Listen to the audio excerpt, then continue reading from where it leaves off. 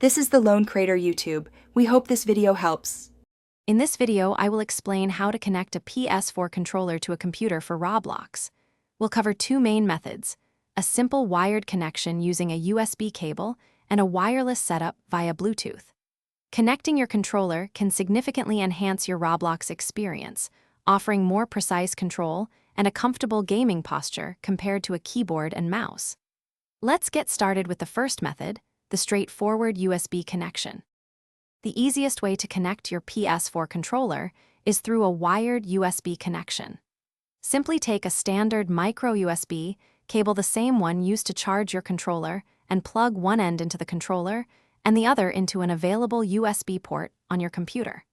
Ensure it's a data transfer cable. Your computer should automatically detect the controller as a gamepad, making it ready for use in just a few seconds. For a wireless experience, you can connect your PS4 controller via Bluetooth. First, put your controller into pairing mode by simultaneously holding down the PlayStation button and the share button until the light bar flashes rapidly. Next, open your computer's Bluetooth settings, search for new devices, and select wireless controller from the list. Once paired, the light bar will turn solid, indicating a successful connection. Once your PS4 controller is connected, launch Roblox and open your favorite game. Many Roblox games automatically detect and support gamepads, so you might be ready to play immediately. If you encounter any issues or wish to customize your experience, check the in-game settings for controller options.